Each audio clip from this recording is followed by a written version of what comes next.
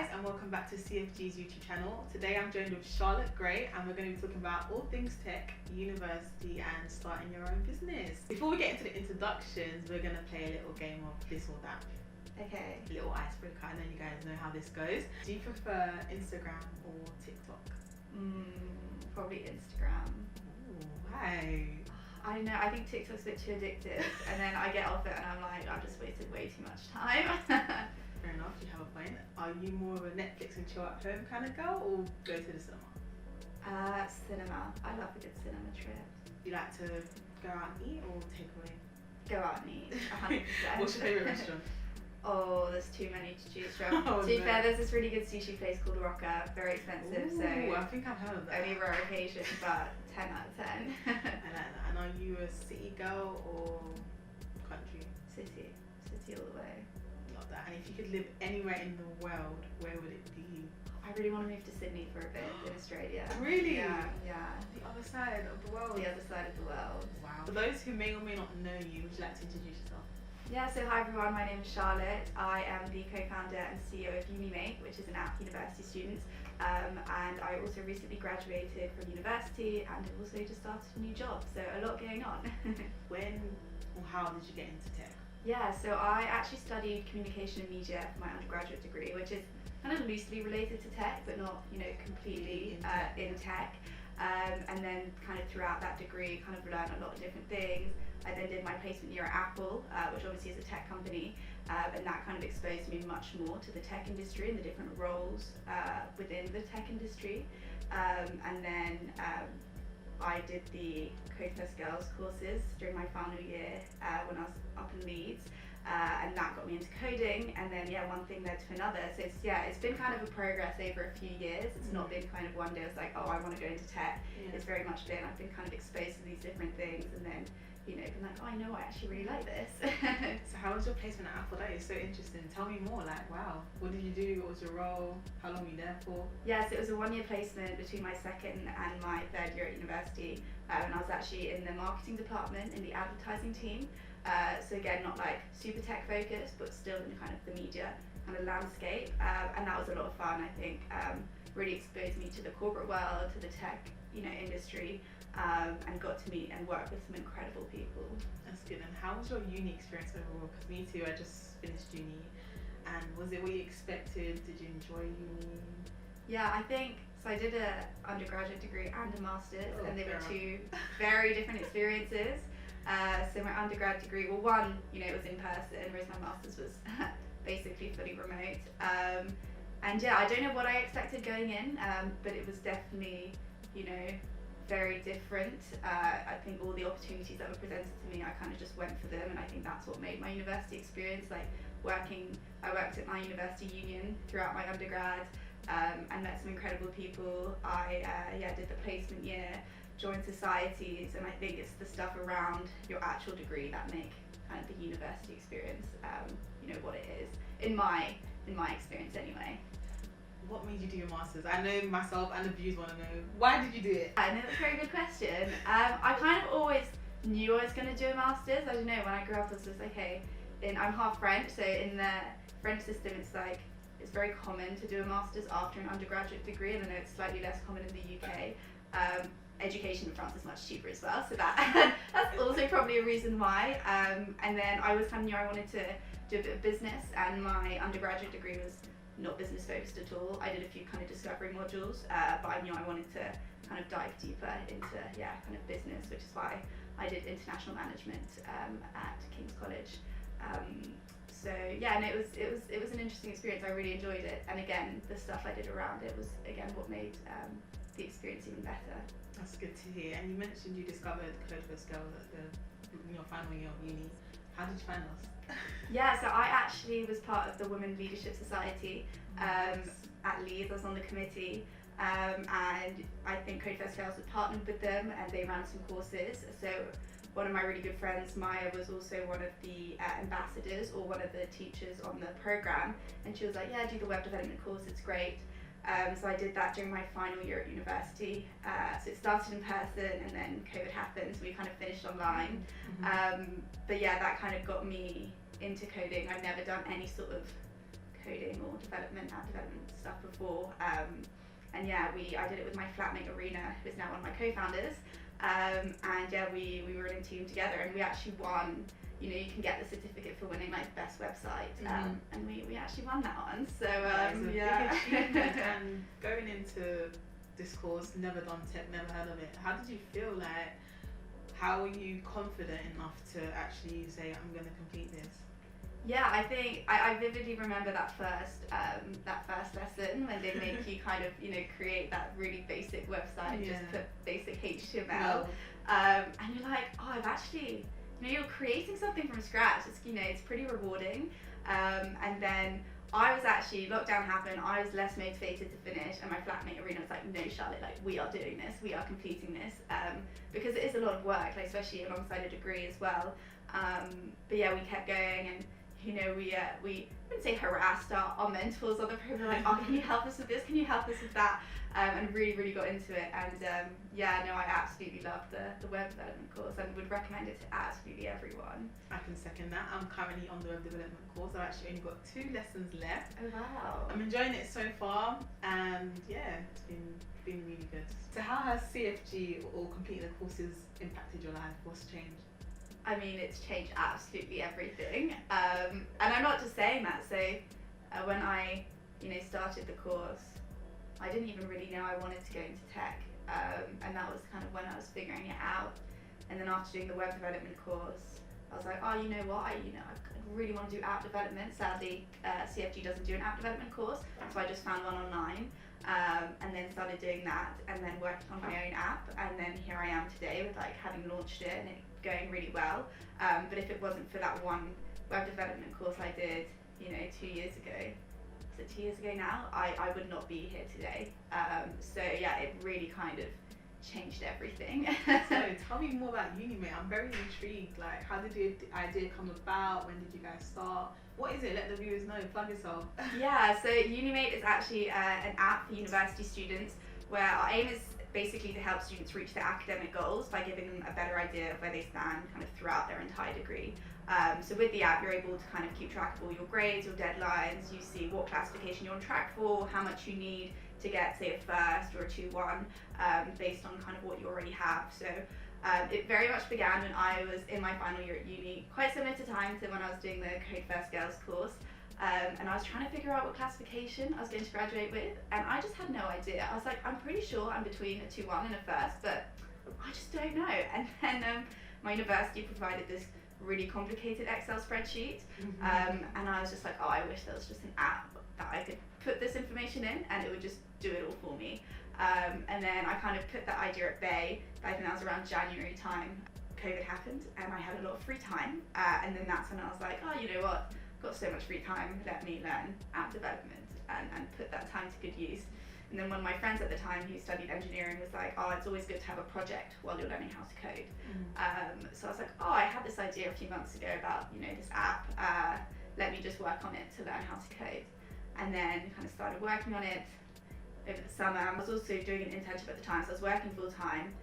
And then doing this in the evening, and then on the weekends, and then started working on it more and more, did all the designs, and I was like, oh, you know what, this could actually help out a lot of students.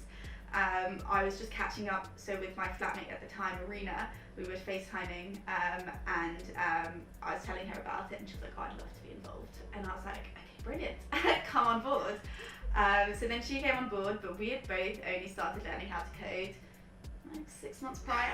And you know, don't come from a technical background. We both studied the same course at university, communication and media. She was starting a master's in marketing and I was starting one in business. So we didn't really have the technical expertise. And then so we would spend weekends just coding together. And then the authentication was, we had to do that, and then that's when we really struggled. And I was like, right, Marina, like, we need to bring someone else on board. Like, we need someone with that technical expertise. We need some help. Exactly. And so I was like, right, how are we going to find a developer? We can't pay. So kind of just posted on social media and on our LinkedIn and that sort of stuff. And then I messaged, so this is one of my best friends from school that I've known since I was about 12. So his girlfriend, bit of a stretch, but I was like one of her user testers for her final year project, which was an app. And I was like, hey Becca, like, do you know anyone who might be interested in this? Like, you know, you've got a big network of engineers and people who've done kind of development. And she was like, oh, I love the idea, like, I want to join. Oh, yes. And I was like, great, cool, you know, got our team. And then that was around September time. And then Becca came on board and she's like, okay, right, when do you want to launch this? I was like, 2 months. 2 months. And she's like, okay. You know, a language she'd never coded in before. And she absolutely smashed it out. We launched in November last year. And that's kind of how it all began. So it's just been kind of, you know, just one thing after the other. Nothing's really been planned, and it, you know, just kind of figuring it out as we went along. It's so amazing to see from just an idea to now actual final product. I actually have Unimate on my phone, but I wanted to know, can you use it if you're not at uni? Because I was gonna sign up. I was like, well, I'm not at uni. No, sadly, it's just for university students. But you can use it for undergrad, postgrad. It kind of works. You can tailor it to kind of any degree, which is great. But yeah, I just graduated as well. I used it throughout my masters, and I'm like, oh, I can't even use my own app anymore. So your team, is it all female?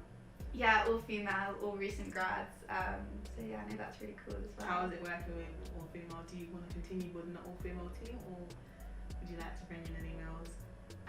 Obviously not opposed to it. I think we're not looking to expand our team as of now. But yeah, no, working with an all female team is absolutely amazing. It's a very wholesome experience. And you're just working with, you know, a group of friends as well, which is really, really nice. But yeah, no, I absolutely love it, and I'm so glad we can be an all female team. I think it's quite a nice statement as well, being in the tech industry where, you know, it rarely is the case. Literally. And what challenges have you guys faced starting up? Yeah, I think our biggest challenge is time, or lack of time and lack of resources. So Becca, who is our CTO, worked full time, you know, this last year and still does. Marina and I were both doing our masters full time, and now we both work. So yeah, I think it's kind of understanding that we don't necessarily have as much time as other people have, like to put in, who work full time on their kind of businesses, and then kind of accept that things might not go as fast as we want them to be.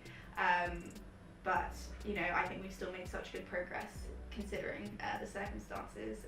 But yeah, time has definitely been a challenge, and that time management side of things as well. What are some rewarding things about being a female entrepreneur and CEO such as co-founder? Yeah, I think it's it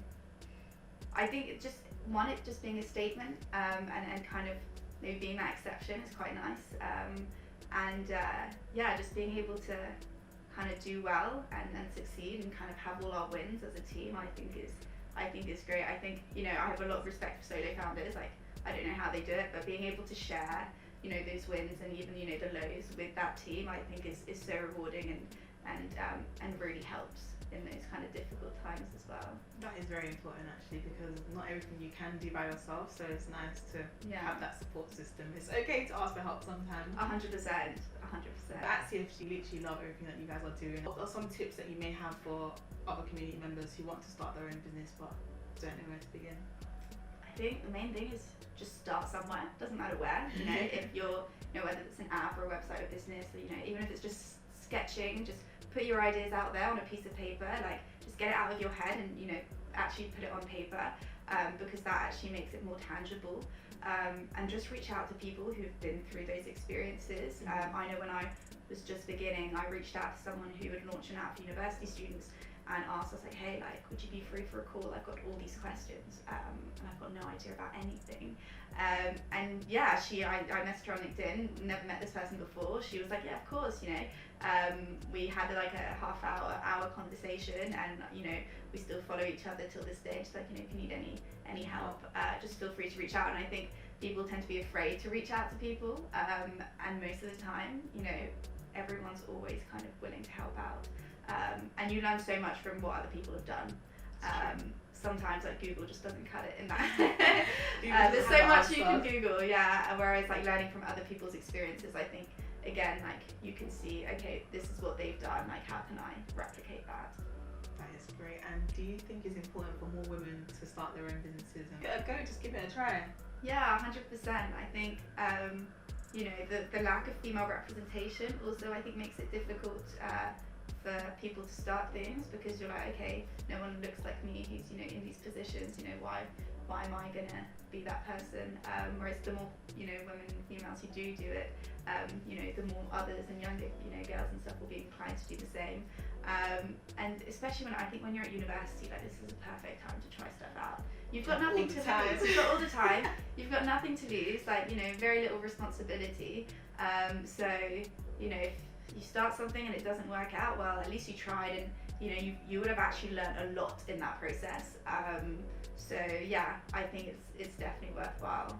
So what are some goals you have for Unimate? So currently we're not actually generating any revenue, so that's kind of a first goal. We're launching a premium version in the next couple of months, so hopefully that goes well, and kind of keep iterating and testing that, and I think that will be our focus for the next few months and couple of years, and just kind of growth and being in kind of as many universities as possible, and being used, and you know, by as many students as possible. I think at the end of the day, we want to help you guys out. Do you know what I mean? Like, you know, students who've used our app have kind of told us, like, oh my goodness, like this has saved my life. And then that sort of makes it worthwhile when you have those kind of rough days. Just like, why am I doing this? And then you kind of see those comments. We just want to be used by kind of as many students as possible, and we're also potentially looking to expand to other countries, so we will see about that. We kind of realised almost 10% of our users are actually in Australia, so kind of see what else is out there could be quite exciting as well. So guys, if you're in university, make sure you check out Unimate, download the app and get using it. What's your socials? So it's Unimate_app on Instagram is our kind of main social. But yeah, check out our website. We're on both the app stores. And we're on TikTok. Arena makes amazing TikToks, so check them out as well. Check them out, guys. Get on TikTok. So obviously at CodeFest 2021, you won the Tech Disruptor Award. How did that feel? That felt amazing. I got that email and I was just very confused. I was like, what? I don't think I applied to this. You don't need to apply, girl. You was recognised from the CFG team. Yeah. And then it was just such a great experience to, I think, again, like all the hard work, you know, put in as a team and throughout this last year, kind of, being recognised. You're kind of like, okay, this is worthwhile. You know, we're doing something good here.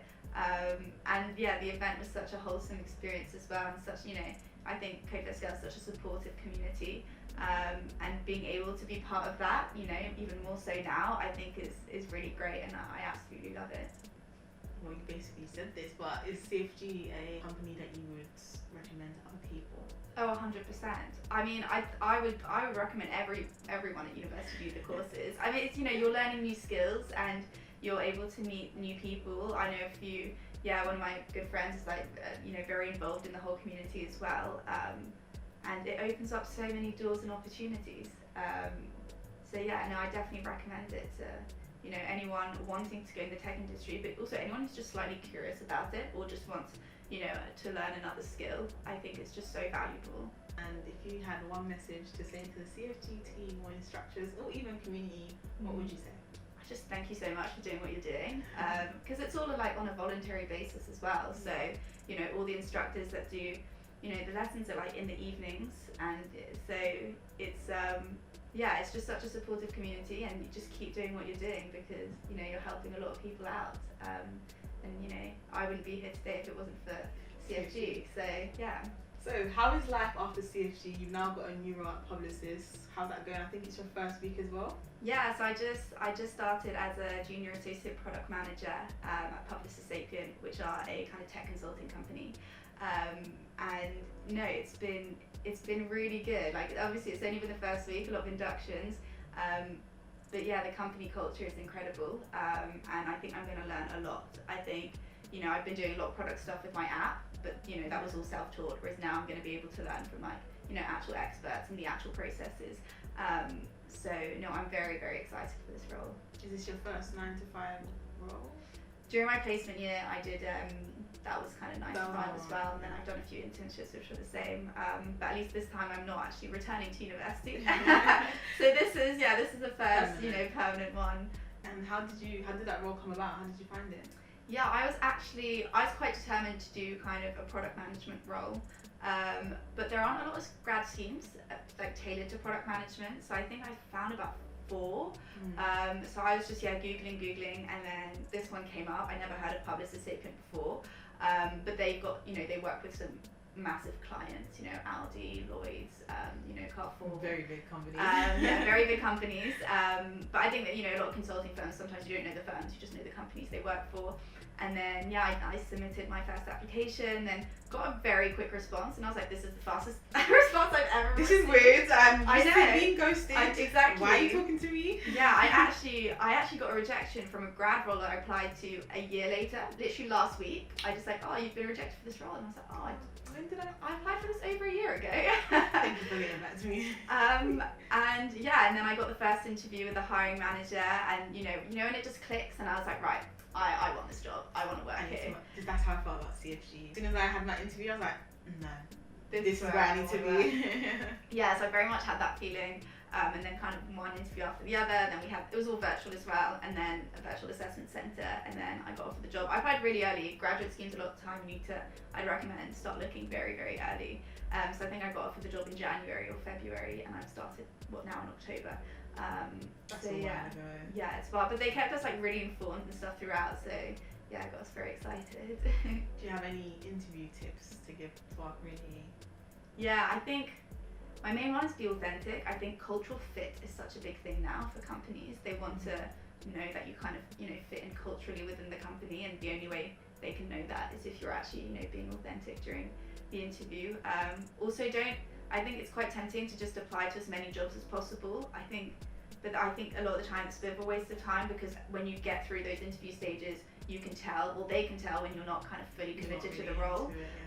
Whereas I think you're better off spending a bit more time on your applications and researching the companies and better understanding, okay, do I actually see myself working here?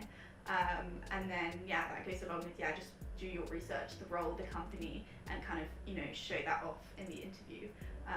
But also kind of throughout university, just do as much as possible that you can then kind of speak about during those interviews, which I think makes you stand out when, it's quite competitive out there. It's very competitive. And because you came from a non-tech background, what are some transferable skills you use to fit in a tech role?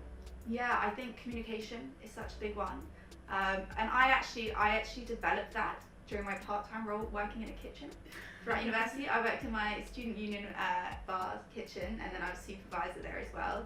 And from that moment, all my interviews I did really well, because you're able to kind of communicate properly with people, and you gain that confidence. So it doesn't even need to be from you don't need another internship, even if it's working part-time at university. I think that brings so many transferable skills. But yeah, communication, kind of attention to detail is also a big one, and just creativity I think is really, really important. Definitely. Being able to come up with new ideas and not always necessarily just being a follower, I think is quite a good skill to have. But you again learn that in your kind of the things you do outside of maybe typical university, which tends to be quite structured. So yeah, societies, that sort of stuff, get involved. And I think lastly, do you have any tips on maybe just how to stay motivated in general? That could be for uni, work, coding, just life. No, I think motivation's a big one. I think structure really helps, and routine. Yes, I feel like when I've got a routine, I'm much more motivated to makes you feel calm, because you know what's next. What's next, what you need to do, and if you're not doing it, then exactly. Yeah, so I tend to be, I'm a bit hyper organized. Maybe a bit to the extreme, but I keep everything on my iCal. Literally, even if it's a walk, I will put it in there. Gym, I need to work on this, then I'll go for a walk, lunch, literally everything. And then I have a to-do list separately as well, where I just kind of keep track of everything I'm doing. And having goals, being okay, this week especially when I was doing my masters and the app and everything, I was like, okay, these are my goals this week for Unimate. These are my university goals, whether that's listening to lectures, writing this essay, and then also personal life goals as well. I was like, I'm going to see this friend this day, this friend this day, because I think sometimes it's quite easy to just focus on university or focus on work and kind of forget the social side of things. Yeah. And for me, that's what keeps me going and drives me, is kind of that social interaction. So yeah, I again, maybe a bit to the extreme, but I think that's really helped me. kind of kept me motivated. And I feel like sometimes I slip away from doing it, and I'm like, I've achieved nothing today. Like, and I think sometimes like it's important to have rest days. But yeah, I think when I'm in a routine, I'm much more motivated and much happier as a person as well. That is great to hear, guys. Well, I think that's everything. I hope you enjoyed our conversation today. Again, I always do this. I forget to introduce myself. And I remember at the end, I've been Rahima and I've been joined with Charlotte Gray. Make sure you follow her across social media as well. What's your socials? Charlotte Gray 98 is my socials. See you guys next time. Bye.